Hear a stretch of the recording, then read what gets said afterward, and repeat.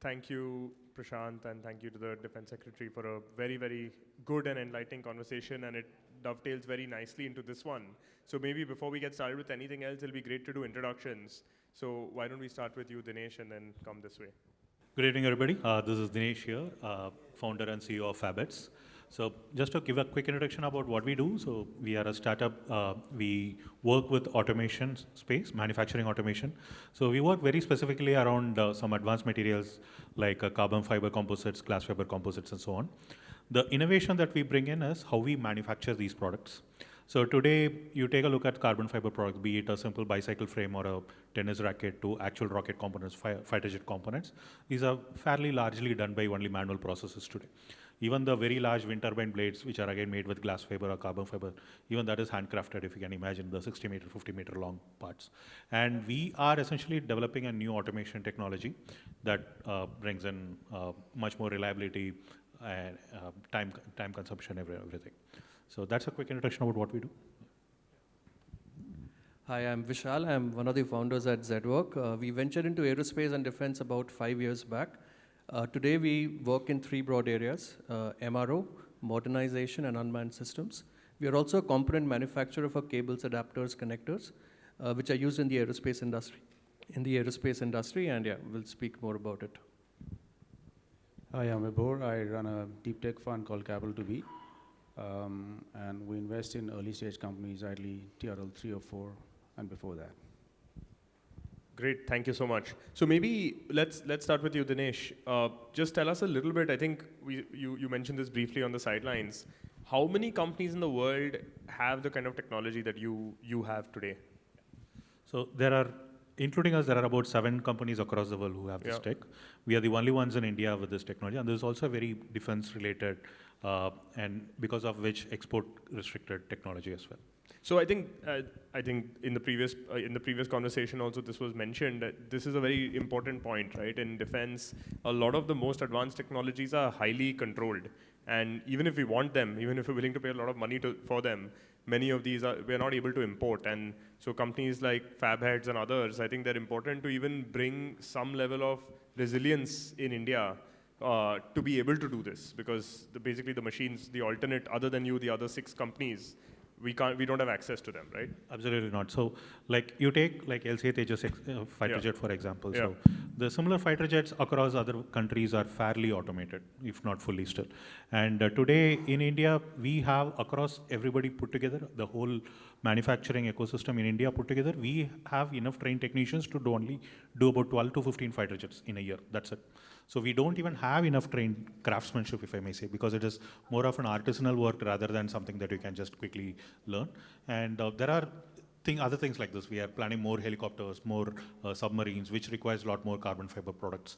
And so as such, without access to these kind of technologies, as a country, we will be actually limited on how many fighter jets we can produce in a year, or submarines that we can produce in a year, and so on. So this is something that can actually hamper lack of access to such technologies really will hamper country like India very strategically as well. Thank you, that's very helpful. And maybe Vishal, we'll talk a little bit more about, so one of the things that you mentioned is obviously that that Dinesh mentioned is that if you think about most of these large defense platforms, whether it's a submarine, fighter jet, those are all integration of many, many subcomponents.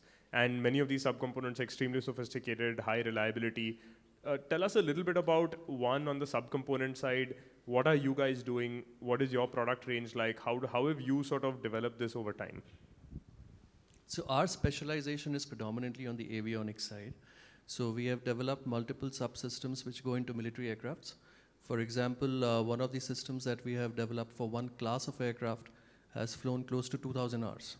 For those in the crowd like who don't necessarily know, what does avionics do? So avionics is electronics in aviation is avionics. So all the electronics that go in an aircraft can be classified as avionics.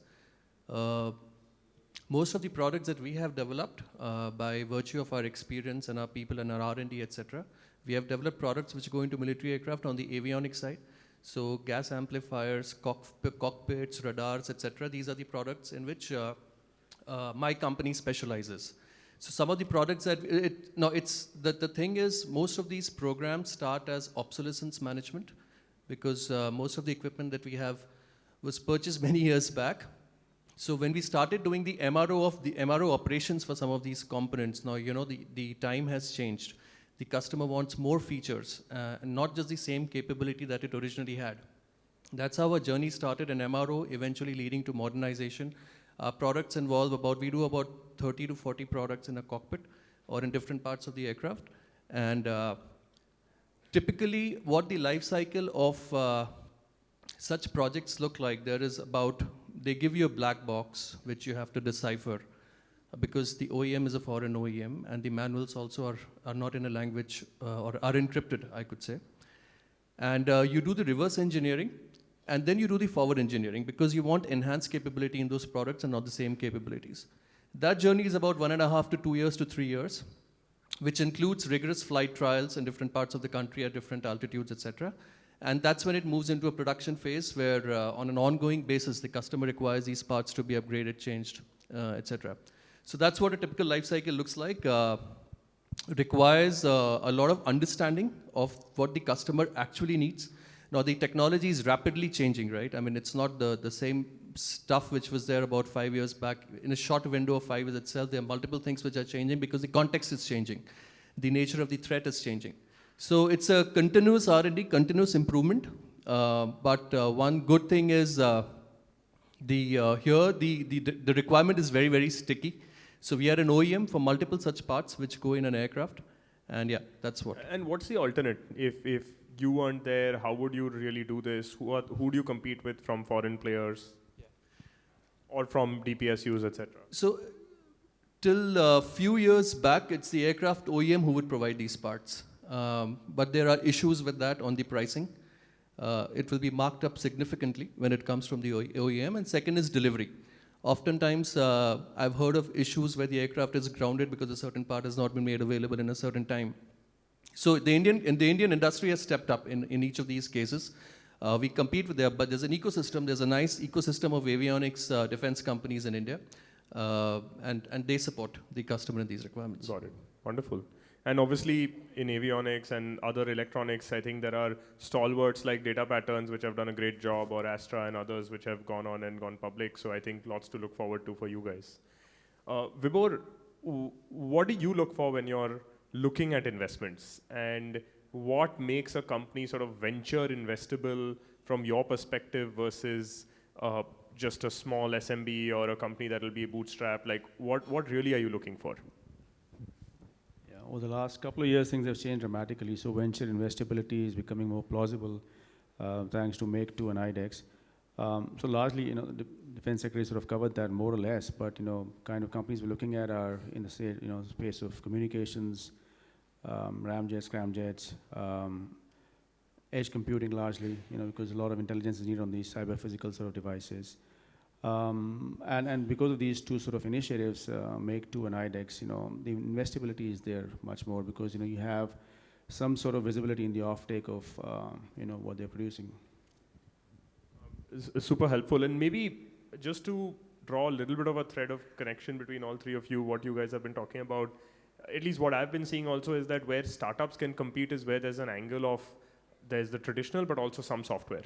At least even I know from the FabEd side, a lot of the things that you guys are doing is software, right, finally. And then same on your side, it's a combination of electronics and software. And what you spoke about also, a lot of those categories are, obviously there are categories like ramjets, et cetera, which is not necessarily software, but a lot of the other categories where at least we see the DPSUs and the traditional companies not necessarily able to compete is where you have that blend, but would love to hear from you guys. Like, that's the other question that I have is that, where are you seeing the ability to compete against the larger companies, the Adanis of the world, the L&Ts of the world, etc.? Like, what do you see as your advantage against them? Would love to understand.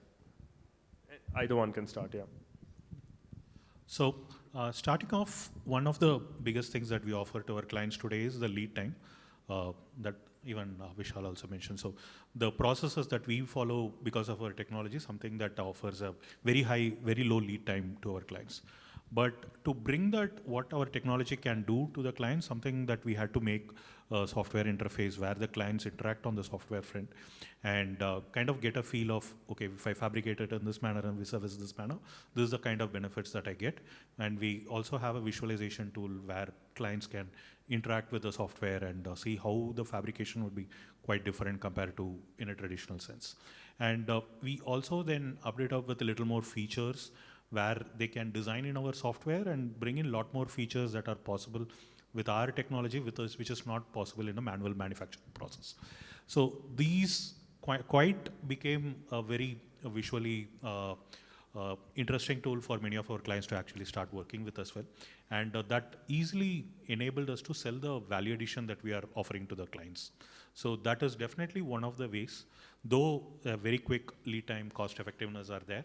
When people are able to quickly relate to it in a visual platform, when they see manual process versus this process is something that they can get the benefit out of it, that went a long way in convincing our clients to switch over to our methodology.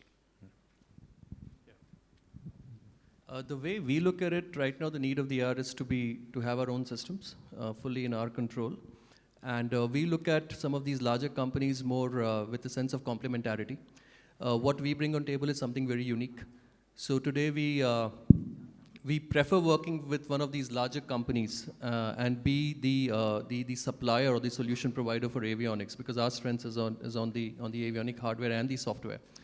And we are also designated OEM for some of these parts. Now, the different players in the ecosystem bring different kind of skill set on the table. So we collaborate extensively with some of these larger companies, be it Accel, be it Adani, and a bunch of other companies because of our strengths. And we work with them on all the future programs, on different providing solutions for a variety of programs, different military aircraft, different platforms, etc. Yeah, that's how we approach the whole situation. I think most of these new age startups are well equipped to think in a very, very different way. And as we've seen that warfare is changing, right? So from a spec-driven manufacturing to a capabilities-driven manufacturing, you're more attuned to figuring out the whole vertical integration of the stack, know what components are there, use the most advanced sort of paradigms of manufacturing, bend the rules of the way things have been. All of that is possible as opposed to classic manufacturing the way it's done right now. Very helpful. And maybe I'll go around the table and then we'll end with you, Vibhor. I have a separate question for you. What kind of support have you been getting from the government today, from the ecosystem today, and what would you like to? How would you like to see it evolve? And then Vibhor, I'd love to hear from you. You obviously look at very early stage startups. How are you seeing this, and how would you like to see this support evolve over time? So one of the, in early stages, the biggest benefit that we got was the patent acceleration thing, like at least in the early stages of overall process. So, I mean, like earlier, prior to, if you're not registered as a startup, the patent registration can take anywhere between 3 to 4 years, which for us, the patent grants have been happening in 6 to 8 months sort of. So that was one big change that happened when the whole Startup India movement started. That actually helped us to pitch to investors much easier as well. Like when I say patent granted, we have a say patent file, that means a lot more difference. So that was the biggest benefit we were getting at one point of time. And over a period of time, we started seeing a lot of PSUs being more proactively engaging with startups as well. Still, there is a lot more inhibitions that is there, but it finally depends on the kind of teams that we are interacting with the other side as well. So there are a lot more people who are willing to open up, and if we can help them out a little bit, like say that there are these kind of schemes that have been announced for startups, and if we also guide those point of contacts that we have, they are also more than happy to actually engage. So it's just been finding the right point of contacts in the PSUs and others who are willing to engage with startups, and because they will very quickly see the value that you offer, and we might need to kind of go back and help them out, saying that there are these kind of policies which didn't exist earlier and that we have to do.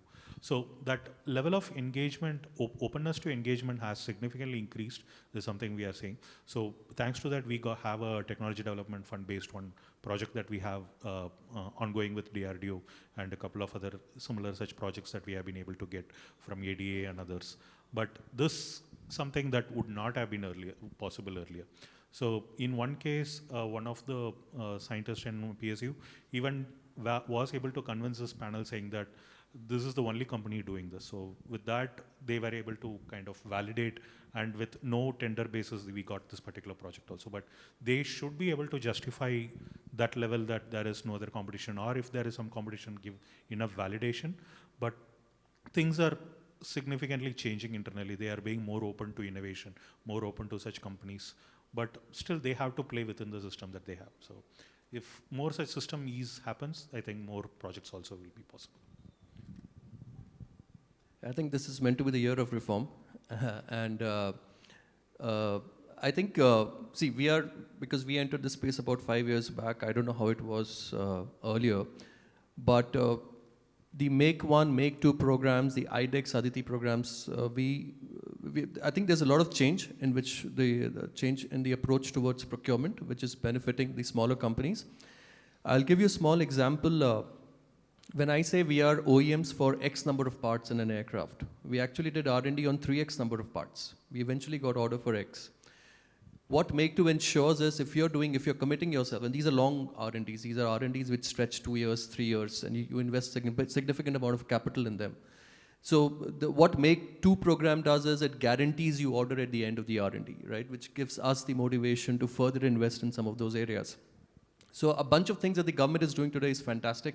I think one area if I could say where I may have an ask is how do we shift our mindset from choosing an L1 solution to the best solution is I think we have to be a little pragmatic and creative to arrive at that.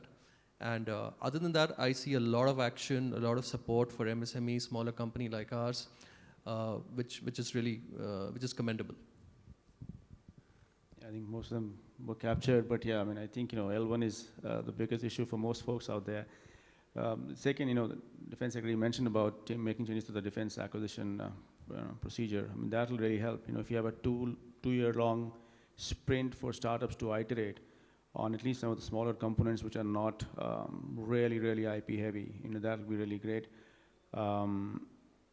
Something sort of, it's tricky, but I've seen that happening in institutes where professors come out of their academian roles and get involved with startups.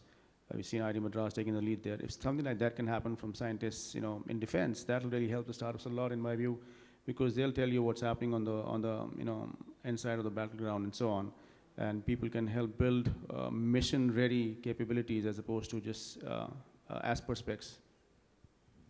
Yeah, and I think the Secretary Sir said something which was, I think, quite useful, and we spoke on the sidelines also, is that one of the things that we see is that a lot of the requirements are very, very high, and startups don't necessarily have the negotiating leverage to push back on some of the requirements. If you look at some of the GSQR requirements and things like that, I think there has to be a way to do a more sort of spiral development where you start off with something that works, doesn't necessarily meet the highest standards, and you slowly work towards that over time. And that's a joint program that you work with the sort of buyer and do it.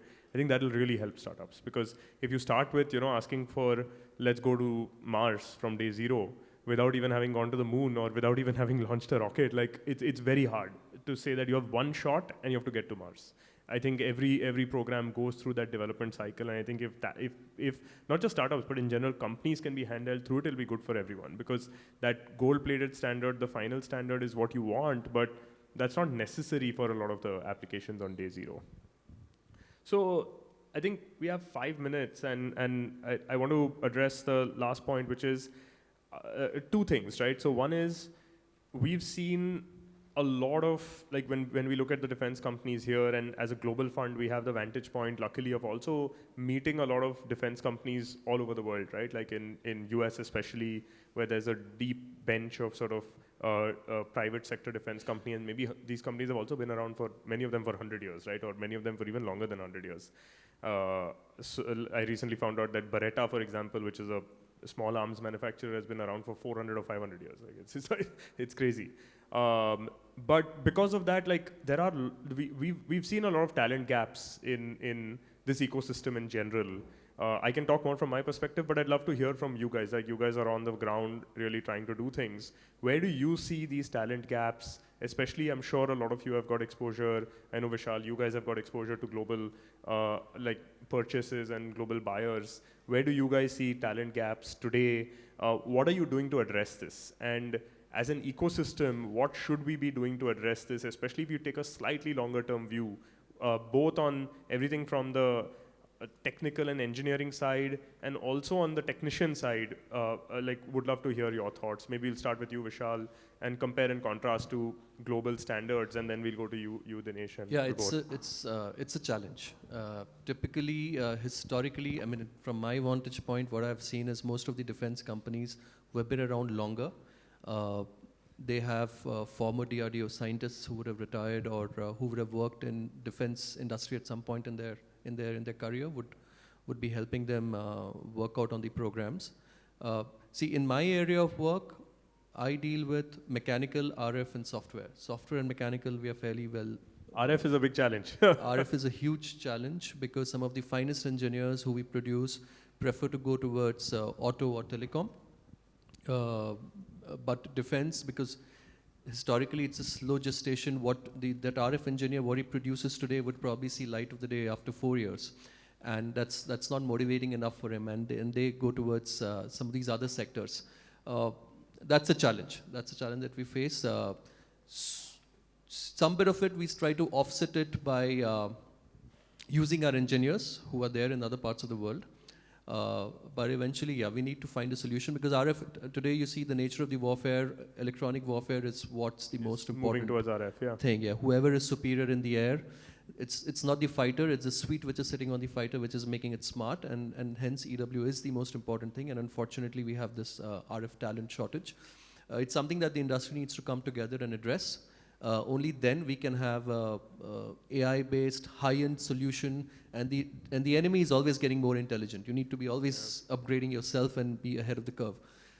So that's, the industry has to come together and fix that problem. But maybe pushing on that a bit, right? Specifically, if you think about industry coming together and fixing the problem, one thing is obviously starting at the bottom end where we train more engineers, RF, like specifically on RF expertise. I've seen a lot of gaps on metallurgy, for example. I'm sure you guys have seen that. Also on like aero, a massive gap there because people don't have hands-on expertise. The struggle is that you also need leaders who are going to mentor these people. Like, what do we do to fill that gap? Like, that takes decades of experience in all these fields, because a lot of it is like, and I was speaking to Mishra sir, who was the chairman of the BrahMos program, who started the BrahMos program, and a lot of it is just trade secrets, right? Like, which is like, not trade secrets, but you just learn on the job. It's not like textbook learning. So how do you sort of fill these gaps? To be honest, I don't know. I think there are more than enough programs out there which is available for the industry. I guess one thing is the government outreach towards some of the engineering colleges needs to be, defense hasn't really been marketed that well, I would say, at an entry level. And in terms of leadership, we have, for Operation Sindoor, really kind of gave a fillip to what BrahMos could deliver for our country, right? So maybe some of these leading PSUs need to create that pull and show what all can be created on the strength of RF. I think that's one thing lagging. It's not marketed well enough. It needs to be marketed. Hopefully these kind of events will make it cooler. And the high PE ratios of defense companies.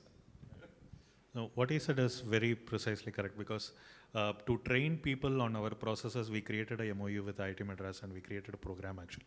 So that kind of as a way to publicize what this technology can do, as well as we get some trained people onboarded via this program essentially. And we got like about 10 participants in about a year of this thing. So the thing is, like, not many people are aware that this is something that is quite good, and the value for the technology that they could learn out of this is also quite high. So the lack of awareness is there, because you say an AI workshop or something, a lot of people will rush in. But let's say come learn composites. This is something new, exciting, very strategic for the country, and you still pay you good. People still think a lot, I mean, because there is not much awareness and publicity in around that.